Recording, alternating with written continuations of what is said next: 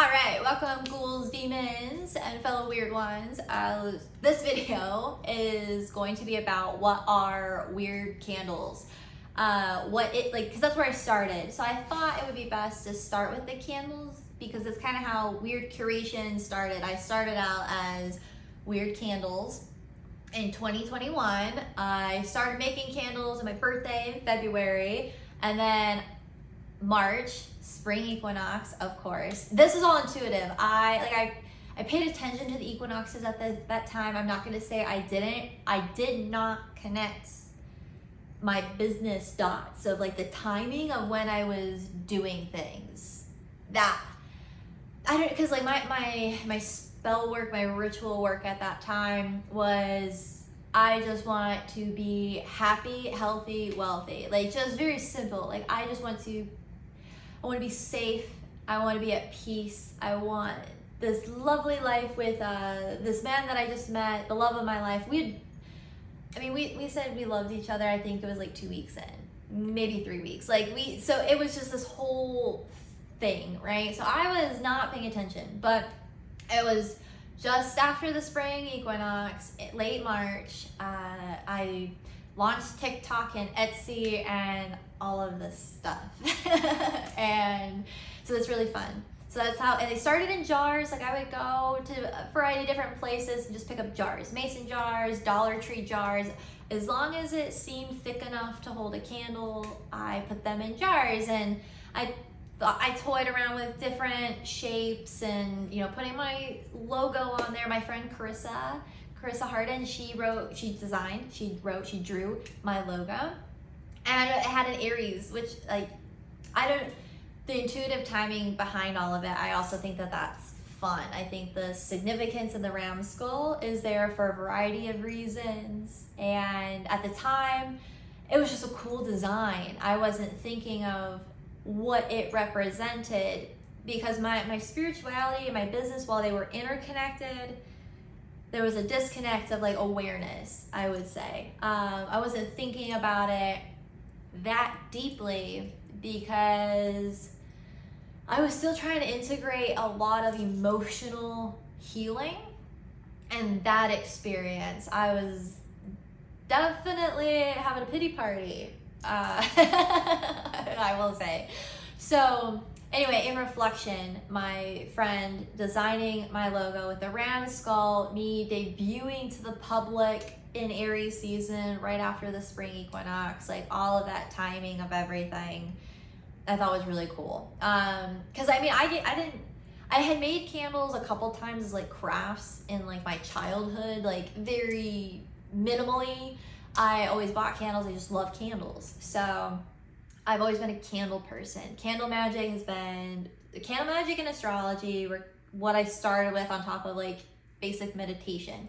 I lit the candles with the music for my meditation and all of that. And I incorporated, so I guess some ancestral things more intuitively. My grandmother always lit her God candles, and that was a big part of my upbringing. And I think that that's significant for a variety of reasons that I could get into. But I always carried that with me. And so that was a big part of my practice. And so for my husband to encourage me to make my own and put my own energy into the candles, that felt significant because of how empowering the candles already were, even when from the Dollar Tree or wherever it was that I found them. Like I said, I burned them so much. I would buy them in bulk, and until I started making them, I didn't care in a way. I don't know how to word it exactly. It wasn't a priority for me to worry about how clean of a burn they could be, I guess. So for me, it was just, I'm going to the Dollar Store because I got to buy in bulk. I go through so many candles. I'm just getting all of these. Like, it's fine. It's a candle. And then when my husband said to make them, and I started there's all these like ingredients for me to like, and then I started really thinking about, I'm like, if I'm going to do this, oh my God, like I can't, I don't know. If I'm going to create something, it has to be perfect. It has to be the best. I'm very much an overachiever, and a perfectionist, and just very neurotic about a lot of things that I guess I'm gonna put my name on, which is kind of, people think that's hypocritical and ironic. I think it is myself, that I didn't care about it when it came to my craft. And I guess that's like well, it's just alchemizing everything. I was just transmuting everything. And I guess I didn't think about it that way at the time. For me, it was just cost effective, especially during COVID where I wasn't working and I was barely keeping things afloat and alive. Like, that was really stressful. So it was very much rooted in like money wounds, I guess. So then when it came to buying stuff, like I started with like Amazon wax, because where else am I gonna get all this stuff? I don't know where to get all this stuff. I felt so American and so stupid and whatever. So I hyperfixated on it and I taught myself how, like, the recipe, and I was practicing for a few months. And then that's when I debuted everything online, started TikTok, started making my platform, not realizing where I was gonna lead, where I was gonna go. And they were just plain, like, I wanted them to be custom in the sense that it can be any fragrance and any color you want. Like, you don't need a self-love candle that's pink. You can have a self-love candle that's black. Like, I really loved intermixing that in a fairly simple and generic way. And then I had a friend reach out and they wanted a order for a wedding, and his soon-to-be wife, she was just starting her witch path and very much getting into tarot and this and that, and like wanted crystals. And I was like, oh, so I did quartz crystals to amplify the intention. Like, it was still more simple. It was more simple, like how I started. And then from there, we were moving and we had all these changes. And so I closed the shop down for a few months. And then March of 22, when we finally got settled into our house, because we got this house and everything was supposed to be perfect, and it wasn't perfect at all. So instead of like moving in and doing all this stuff that I would plan on doing back in December, which is also like a seasonal alignment, but whatever. We ended up having to clean out mold damage. We ended up having to do all kinds of stuff. My grandmother died in January. And so it went from everything like reaching its peak to just dropping in Scorpio season, of course.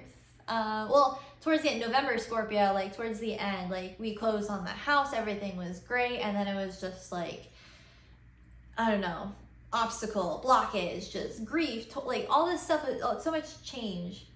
And so then when I was like, okay, if I'm gonna redo my candles, I have to be more creative than this. I wasn't getting a whole lot of orders outside of some family and friends that like the simple candles and wanted to support what I was doing, and because I made a big deal about people not supporting me, and so I think they really wanted to support me, and they didn't understand it. But like, yeah, intention candles, it was very love and light, very Wiccan seeming, even though that is not how I've ever been. But people, I think it was more digestible if they labeled it that way. So their projection, whatever, their intention candles, they're for everybody. Like, intention candles, you don't have to fit a certain niche or religion or practice. Like, everyone can use a candle in their practice. It doesn't matter. Like, if you like candles, you want to use a candle, like, candles are a great tool. They're one of the few magical talismans and tool, like, that it has all 5 like elements, like it's the pentacle, like there is a lot in the candles. So that's what I like about it, and why I think they're very significant and powerful, and they help with energy movement in a seemingly effortless way, because they're built for longevity. So I love candles, okay? I couldn't hype them up enough, and why people need to engage with them in their practice, or just to set the tone for your life, just to romance your life, whether you're into spirituality or not. I think candles they're light in the dark, they are beautiful fragrance, like something about candlelight, it's everything to me, I don't have the words to describe the beauty and the feeling of what it is to sit in a cozy room, or to be laying in your bed, to be reading, whatever it is, and have a nice candle lit. So I love candles, and again, that goes back to like my grandmother, and God knows how far back it goes from there. But I always remember, like I said, she would light them when she needed to set a prayer for protection or good luck or whatever. And so I think people kind of put that on there, not realizing exactly my path and who I was working, like, but also because like I am diverse and I'm eclectic for everybody. Like I can make a candle for anybody, of any practice, of any being. And my camera, no, you can't fall, okay? Because I'm doing these in one take. So don't ruin this. Don't ruin this for me. Okay, where are we?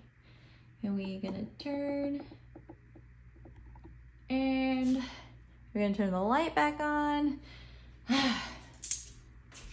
Keeping that in there because I don't have time to worry about edits or anything. So yeah, so anyway, that's kind of where I was at with like orders, and I wanted it to be something more. And as I was engaging on TikTok, it was a lot of artists, and I've always been a creative person, kind of like a closeted creative person. I remember multiple times that people would be amazed by my creativity because it would kind of come out of the woodwork a little bit, because I never really advertised myself as that outside of like maybe some makeup or clothes that I would wear. Like it was always in like small bursts, and then I would go just, I guess, deeply, not just introvert, yeah, I guess, like I would just like recluse. I would hide that. I would express it and then I'd hide it, and I'd express it and then I'd hide it, because it was, I don't know, I got made fun of a lot, it wasn't safe, whatever. So like this was like part of it all, right? This was really opening up. Well, I want to do it. I don't want to just make candles. I don't want to just do this. I want people to see how much it means to me. Like I want it to be more like there's a visual side of it. And I always wanted to put them in antiques, but I was told not to. Told not to put them in antiques. It'd ruin the antique. The glass isn't good. All the reasons, all the things that people see on my TikTok videos all the time. And I did so much research. I did so much research to see what other people are doing with candles, especially in the witchy community. And I saw a few people do a few things, you know, like I said, I had already put crystals on top of some wedding candles, and I was like, okay, well, I can do this and I can do that. And I just, I don't know, it kind of just appeared one day. Like, it was all of these like little moments that built into this moment where I told my husband, I'm like, okay, we're moved into the house. This is my craft room. I bought like my craft table. I bought all this stuff for me to have this room, to have this space, because I was so serious about it. Because I was making candles in the kitchen. I ruined our kitchen table. This really nice kitchen table. I ruined it with oils and stuff. No matter how many placements you put, the oil ruins it. Doesn't matter. Because I'm messy as well. So a double whammy everywhere. And so I was like, I want like one of my own space, and he let me have the spare bedroom to do that. And he got the garage that worked out, and so I was very excited about it. And I made him take me to the Salvation Army. I spent like $500 on all these antique pieces, and some stuff he didn't understand how I was gonna turn into a candle. And he's like, what the I was like, just wait. And I just went for it. That was it. I grabbed all the things, and it's part of my process now. I just wait for it to hit me, the idea, the inspiration, and I have to go places. I have to dilly dally. I have to meander. I just have to mosey around. Sometimes I have to lounge around, and then all of a sudden it's just like, boom, this is it, go. And then as soon as I hit it, I have to do it. I have to be able to act impulsively. I hate having to wait to fulfill an idea. I was just telling my friend Maisie this. I was like, so it's a quote from Michael Jackson. He would carry a tape recorder around because he was afraid that if he didn't take the idea, that it would go to Prince. And I love that. I'm a Prince girly, Prince over Michael Jackson personally. No hate. But that's just, I don't know, it was motivating to me to not, I don't know, not worry.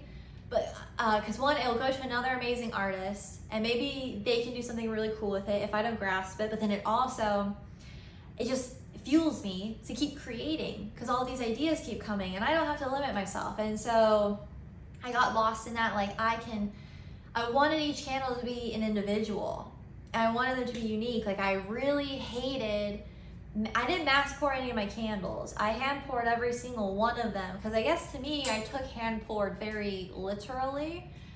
And so I couldn't understand how people were, and it was just math. It was just math on how people were making, like, mass pouring all these candles. And it was overwhelming to me to do mass production in any way, shape, or form. I was just like, I just don't know how, like, they're making sure it's even and this and that. And I really worried about one candle being left out, which is a huge projection of my childhood trauma. I was so nervous. I was like, this poor candle, it's not gonna reach its potential because it doesn't have the same amount of fragrance as this one, because in theory you did the math, but it's not gonna even, like, I was just so nervous about it. So I calculatedly hand poured every single one, just neurotically. Every time I made a candle, I did that. And then when I started making these like antique tower ones, and then I started going crazy with towers. That's where, oh my gosh, once I did that, I had so much fucking fun. And I don't really kind of know where I went from there. That's all it took. It cracked the dam open to my creativity, and now I just see something and I'm like, if I can use enough glue and enough herbs and enough this and enough that, then I can create something really cool. Well, then I learned that gets really expensive. And I don't like to be like, well, the economy, like I want to have like a positive relationship with money in the modern world and all, whatever. Like I don't understand the money, like whatever. I don't understand the money thing, but like I do understand the money thing. And I was like, well, I don't want these to be expensive, but these are art pieces, and I'm just being genuine. Like, this is how much it costs for me to make it, and oh my God, this is what I have to do to make it sustainable. It just became a whole thing. So anyway, my candles, that's like the backstory on where they are. Because now I just keep making better and better designs in the same formula. And the formula is that I wait till I'm initiated. I either feel like creating candles, I run out of candles to use myself, or I wait for someone to commission me for a candle, and then I go to the thrift stores or the antique shops, wherever I feel called. Sometimes I find some random things online, and to me, if it calls to me for a specific reason, I use it. Sometimes you're just moseying on Amazon and you see something and it's like, you know what? I'm gonna transmute that mass production into something cool, because you can save money on it for like, especially if you're building a tower for like a secondary piece or whatever. But I try to go all through thrift stores and antique shops. I try my best to not do stuff online, but if someone wants something incredibly specific, that's where I'll go. That's what I'll do. Sometimes I find stuff on Etsy, like the Jason Voorhees one that I did. It was from a planter like creator on Etsy. I forget their name at the moment. I can find out, but anyway, I turned that into a base for a candle. So it kind of just depends on what is needed and what I need to find, because I don't want to limit myself. I hate limitations, and so while I have my principles and judgments, so I am willing to transmute them, transcend them. It's kind of like they say like in the laws of the universe. How does that go?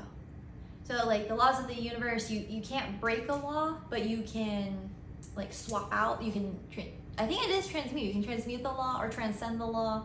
So by using another law. So I try to incorporate those principles when I'm doing things that maybe go against my vision for the perfect world, because I also am aware that the perfect world does not exist. No, despite your good intentions. So I give myself a lot of grace. I give people a lot of grace. But that's it. So then I sit and I meditate on it. And I connect with the person or the vessel. It depends. If I'm making this for somebody, I meditate on the person. If I am doing, like I'm crafting, I'm making stuff that's either gonna be for me, or maybe I put in a market, or I put in my shop, whatever, I'm just creating. I connect to the vessel and the spirit that I think is calling to me from the idea, the initial intuitive drive that I need to create this. Like, why did this call upon me to be created? I guess like that's how I kind of view it, and I connect to it as if every candle is a new creation that is alive. Everything is alive, if you ask me, and so that's where I have like the candles, is like their names, their spirit. There's so much like a life that goes into them. And so then, you know, I decide their color blend, and I go from there, and I just get lost in whatever comes up. Sometimes like a song will be playing in my head. It's because I try to do it when like in silence, but sometimes I have a movie in the background. Sometimes I have a book or a podcast or a movie or some movie or music. You know, it just kind of depends. But a lot of times I do it in silence. I'm high as fuck. You know, I'll smoke a bowl or a joint or something, and then I'll just start creating. But sometimes quite often as of lately, it's more sober.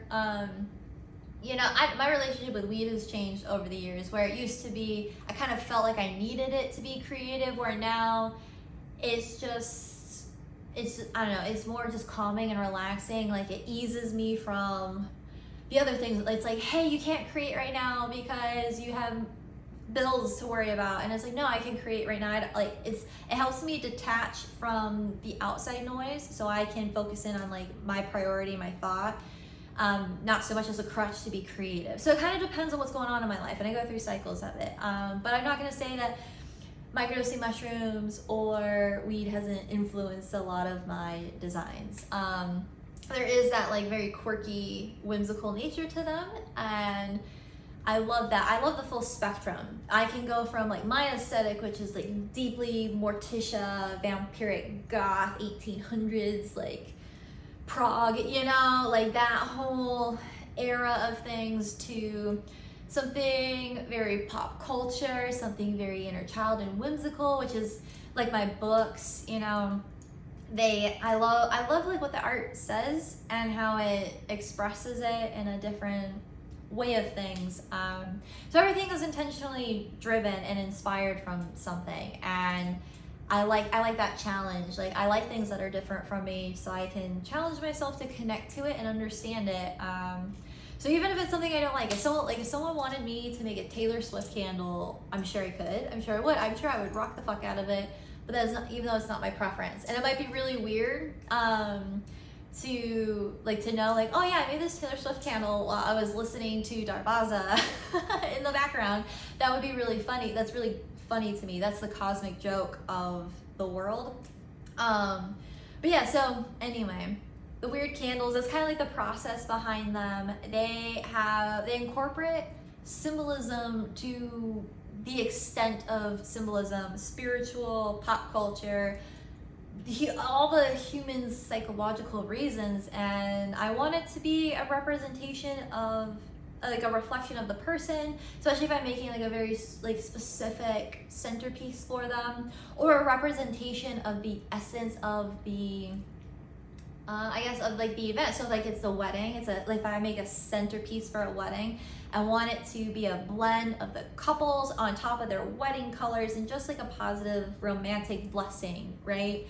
So I want the meaning of the candle to be just as significant as the reason why you need the candle. You know, like if it's for a wedding, the candle is going to be just as empowering and love as like the ceremony of a wedding. Or the same with a birthday, there's going to be all about self-love and evolution and expansion, and there's a lot of different things I can incorporate into the candles. And so there isn't a detail that is a mistake. It might be an accident, but it's not a mistake. I firmly believe in happy accidents, and that they're there for a reason, and that goes into the burning process. So I have on my website, I've talked about this 1,000 times, candles are a fire hazard. They are a fire hazard on their own. So be safe. Like these are meant to be burned like in your, like you're supposed to be nearby. Like there's magic to them. Like there's meditation, there's purpose behind them, ritual. And so you're not just like lighting and walking away. But if you don't feel safe before you light it, remove things.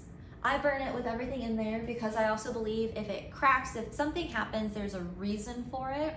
And I'm right there to make sure it doesn't get out of hand, but I still get the message. So, because I incorporate all the symbolism of like life, death, rebirth. So if a vessel cracks, that's like the death of it. I firmly believe that's a big release of the spell work, the intention, and everything behind it. And I also believe it's that end of that life cycle for that energy of that spirit of that vessel, because they don't always die. Sometimes they're resurrected, and I've done a lot of resurrections where I refill vessels. Like this is Suna's like 5th burn and pour. I don't know if she's gonna crack or not, but I have a feeling it's her last one. So if the vessel cracks, I do a variety of different things as far as disposing of it in a ritualistic manner. Sometimes they become repurposed where I do something different with the base. Or sometimes they're buried, sometimes, like I said, they're turned into a completely different piece. Or they're used for something different. Like, oh, well now this will hold jewelry, or it'll become like an ashtray. Like, it depends. Everyone has its own little story. And in some of the story times I do about specific candles, I might get into all of that with people.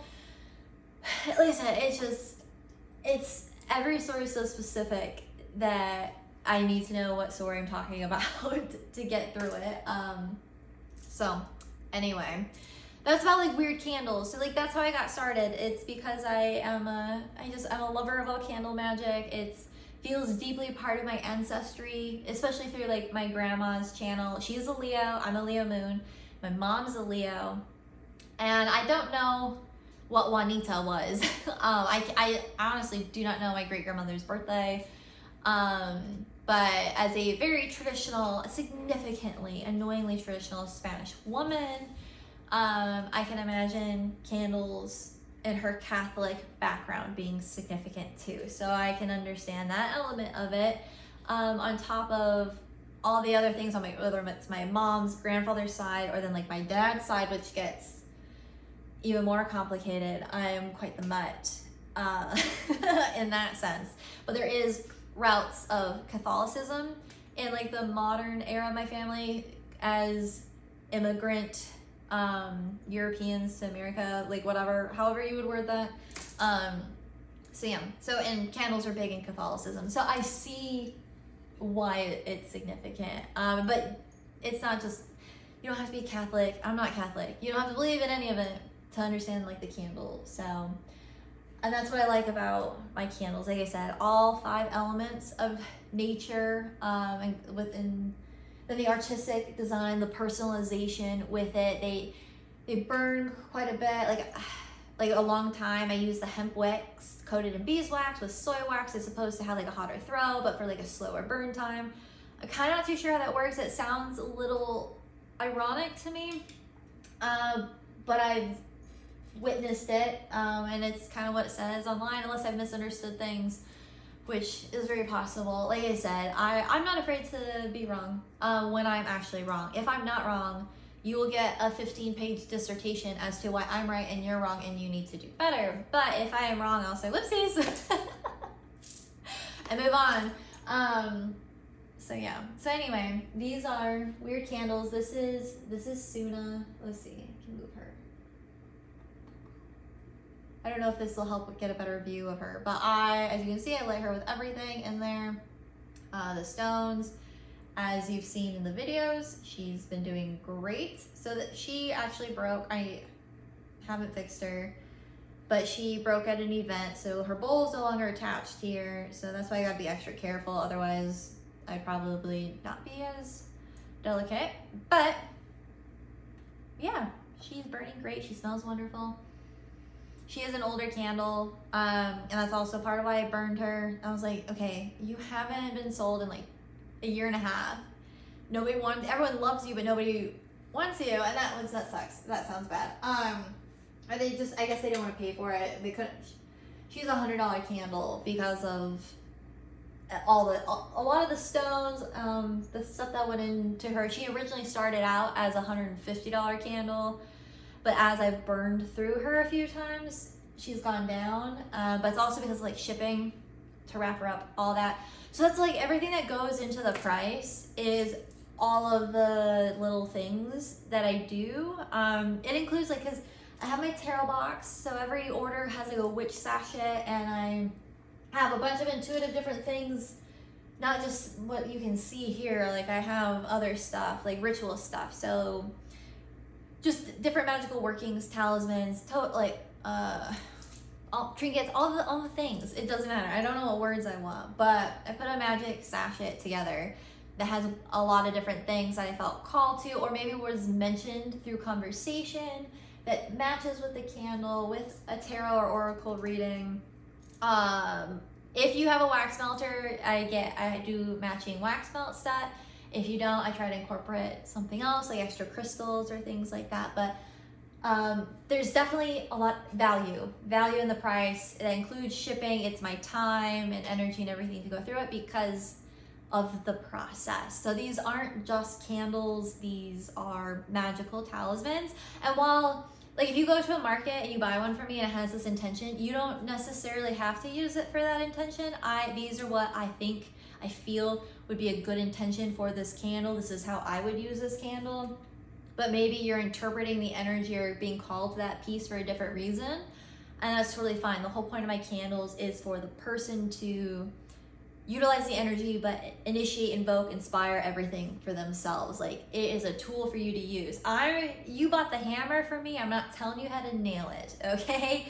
So same with the candles. I will help where is necessary, but I want people to come into their own independence and interdependence within their craft and trusting themselves. Like I said, I don't mind helping people with, like, you know, interpretations along the way, but you'll notice that, like, if you ask me, I'll give you all the possibilities, and then I'm gonna count on your discernment to figure out which one it is for you, because as psychic as I am, only you are gonna know exactly what it means for your soul purpose and journey at that time. So that's how I got started with my candles, and now that I feel like I've kind of perfected my routine with them, I moved on to my books, and that's been exciting because I started, like I said, I've been writing since I was 9, but my initiation into the dream I've had the longest, probably my biggest dream, which is to be a writer,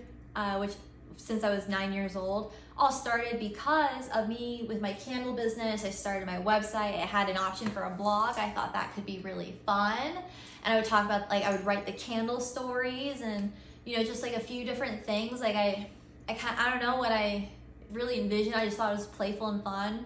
And then at that time I was getting commissioned and asked from an astrologer I was working for to write ritual guides. She's like, just after talking to you and working with you, I just think you would be great at writing that piece, and that I'll go into that more in my next video. But that initiates, so my candles now led me into my books, which I will get into my 3rd video about, like, what are weird tales, so, or weird books, weird stories, weird whatever. These are my weird candles. So I hope you guys like that background information. If you have any other questions about it, I love talking about my my story, my process of how I got to where I am. I've dealt with probably everything you can. I've dealt with people stealing my designs. I've dealt with people not giving me credit for the inspiration that I've given them.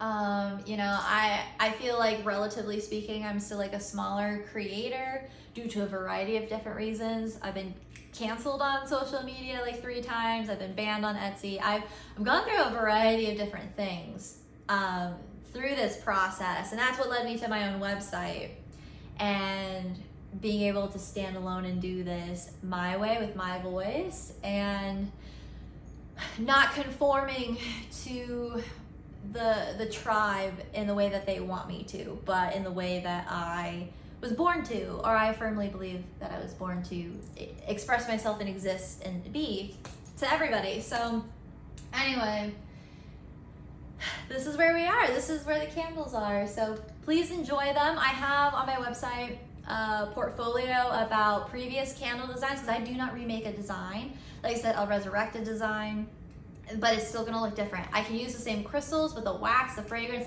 something about it's going to be different every single time. You're not gonna get 100% exact replica of anything that I do. And I love the exclusivity and authenticity within that. Like I said, I don't like mass produce anything. So with that, these are my candles. So go check out the older ones. Like, you can see where I've started to where I've been, oh my gosh, I probably made over 500 candles. I don't know how many candles I've made, but it has to be over 500 at this point. Almost 4 years later, since 21, yeah. So go check them out. Let me know what you think. If you want to know a story about a specific candle, let me know. If you have a question about more of my background or how I do things, please let me know. I'm pretty transparent. I don't believe in keeping things from people. I do believe in protection and self-preservation. And so, you know, there's certain things that I guess are personal secrets of mine, but then at the same time, I don't mind sharing them for people to incorporate into their own. I live to inspire in that way. So I don't mind yapping and sharing stuff. Sometimes I feel like that bites me in the foot, but I'm trying to honor it because I literally can't help it. I would love to be more mysterious. I can't shut up. So with that, I'm gonna shut up and move on. So these are Wyrd Candles. Thank you for listening, and stay tuned for the story behind weird tales and weird stories. So thank you. Don't know how to end this. Feeling very awkward. All right, bye.